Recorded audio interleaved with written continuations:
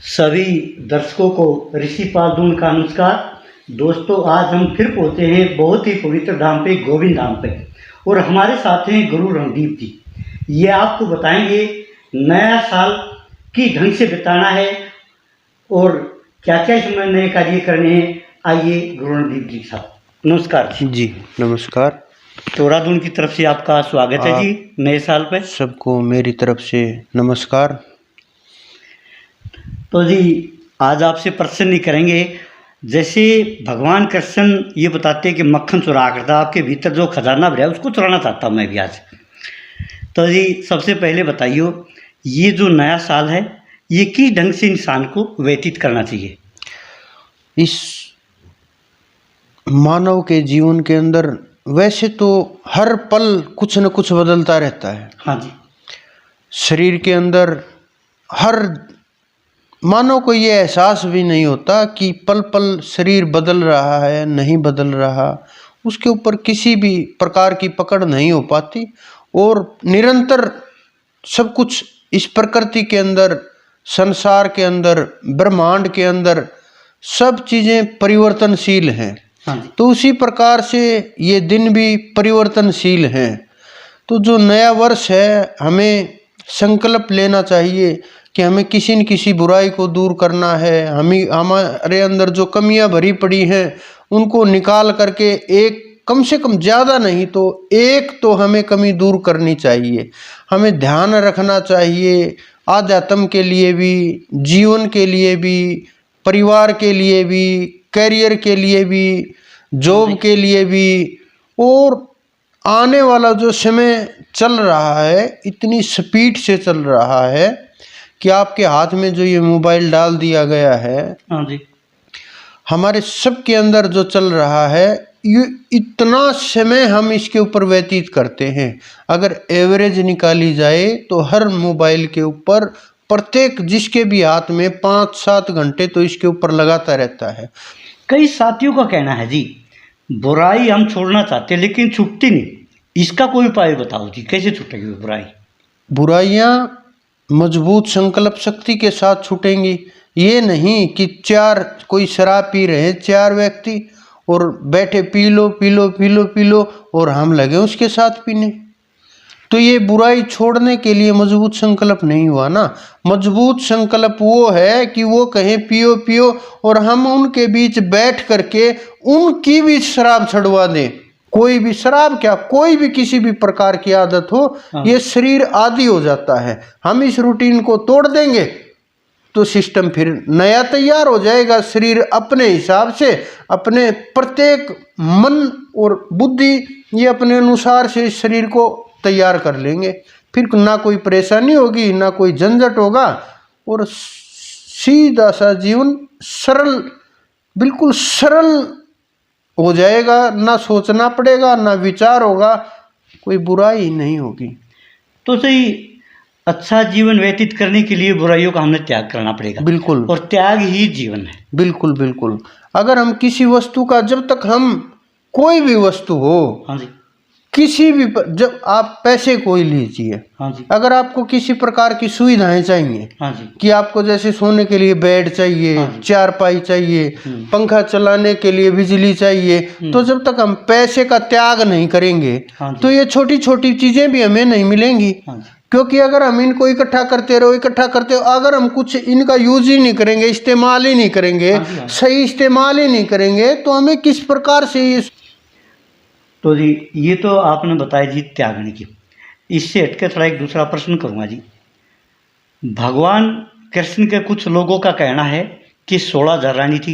रामचंद्र का एक रानी थी, शिवजी महाराज का भी एक थी, पार्वती।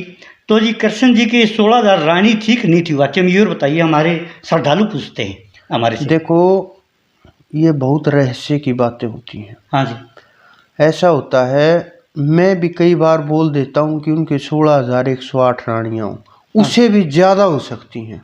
ये रहस्य भरी बातें हैं, इनको समझना, ग्रहण करना भाव के साथ, श्रद्धा के साथ, विश्वास के साथ। क्योंकि बहुत बार ऐसा होता है कि वो समय वो था कि उन स्त्रियों ने उसको परमेश्वर को अपने पति रूप में स्वीकार कर लिया था। जी। जिस प्रकार से आज के युग में भी बहुत से महात्मा लोग, हाँ जी। जिनको ऋषि बोलते हैं, संत बोलते हैं, जिन्होंने वानप्रस्थ धारण कर लिया, अपने वस्त्रों को भी बदल लिया, वो श्री कृष्ण की राधा बन गई, गोपियां बन गई कि हम तो श्री कृष्ण की पत्नियां हैं। कुछ ऐसे भी पंथ हैं इस संसार के अंदर जो श्री कृष्ण को पति भाव से भजते हैं। ये नहीं, स्त्रियां पुरुष भी पति भाव से भजती हैं। उनकी भावना ये होती है कि हम उसकी पत्नी है, आत्मा यानी पत्नी है और परमात्मा यानी पुरुष है। तो उन्होंने बहुत से उस समय के ऊपर स्त्री और पुरुषों ने उस परमपिता परमेश्वर को अपना पति मान लिया। तो उनकी तादाद आप अंदाजा लगा लीजिए। लेकिन उनकी जो पटरानियां थी, जो उन्होंने शादी की थी, जो उनके साथ महल में रहती थी, वो 8 थी। 8 थी। एक हमने जैसे मीरा की जीवनी पढ़ी है जी। मीरा जो बताते कि उसकी शादी, उसने कहा मैंने तो अपना पति मान लिया कृष्ण को। तो ये बात कहाँ तक सत्य है? ये भक्ति करने वाले की भावना होती है, क्योंकि उसको पति के रूप में भी भज सकते हैं। बहुत सी महिलाएं ऐसी हुई जिन्होंने पुत्र के रूप में भजन किया। बहुत सी महिलाएं ऐसी हुई, पुरुष ऐसे हुए जिन्होंने पिता के रूप में भजन किया। बहुत से ऐसे हुए सुदामा की तरह से जिन्होंने सखा के रूप में उनका ध्यान किया। बहुत से ऐसे हुए बलराम की तरह से जिन्होंने भाई के रूप में उनका साथ मिला। एक और जी हमने महाभारत में देखा, जैसे बलराम जी कुछ बोल रहे हैं और क्रोधित हो तो कृष्ण जी उसको 1 मिनट में शांत कर दे। तो ऐसी क्या बात थी जी? देखो, ये आपने केवल मात्र वो जो आपको दिखाया गया है टीवी के ऊपर, वो हाँ जी, चलचित्र, वो देखा है और उसी के अनुसार आप सवाल कर रहे हो। हाँ जी। उसी के अनुसार लोग सोचते हैं, उसी के अनुसार लोग उसके अंदर उतरते हैं। देखो, ये चीजें होती है ना, ये वो कि कभी जिस प्रकार से जिस समय के ऊपर जितनी ताकत की आवश्यकता होती है, जितने प्रेम की आवश्यकता होती है, जैसे उसको जो कार्य करवाना होता है, जिस प्रकार से जीव को उसको चलाना होता है, चाहे वो प्यार से चले, हाँ जी, चाहे वो तकरार से चले, चाहे वो मार से चले, हाँ जी, किसी भी प्रकार से वो जीव को अपने अनुसार ही चलाते हैं। जानने का विषय है, गीता अंदर में उतारने का विषय है, गीता उस मार्ग पर चलने का विषय है, गीता खोज का विषय है, गीता जीवन जीने का रास्ता है। गीता के मार्ग पर चलना चाहिए और हर रोज नहीं, हर पल चलना चाहिए, हर श्वास चलना चाहिए और एक भी पल व्यर्थ नहीं गंवाना चाहिए, क्योंकि इस ब्रह्मांड के अंदर कोई ऐसी पुस्तक नहीं है। आप वेदों को उठाइए, वेद लोग बोलते हैं भगवान के द्वारा रचित हैं, लेकिन जिन्होंने नहीं पढ़े, जिन्होंने वेदों के दर्शन तक नहीं किए, वही लोग ये बोलते हैं। लेकिन जो जिन्होंने पढ़े हैं, ऋषियों के नाम लिख रखे हैं। हाँ जी, 4 ऋषियों के नाम लिखे हैं। आपने तो 4 को ही देखा है ना? 4 पढ़े। हाँ जी, आपने 4 ही ऋषियों को देखा है। जब आप उठाओगे तो आपको पता चल जाएगा कितने ऋषि हैं और प्रत्येक एक श्लोक के पीछे ऋषि का नाम लिखा हुआ है। अच्छा। तो वो ऋषियों की रचनाएं हैं, हमारे ऋषियों की वो देन है।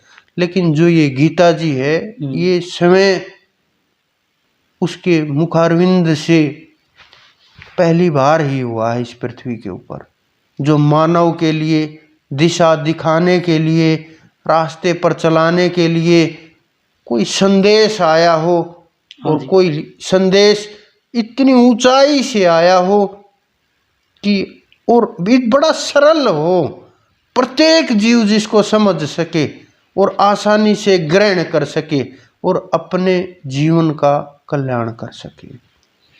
और जी, अब नया कार्यक्रम क्या रहेगा नए वर्ष पे अपना?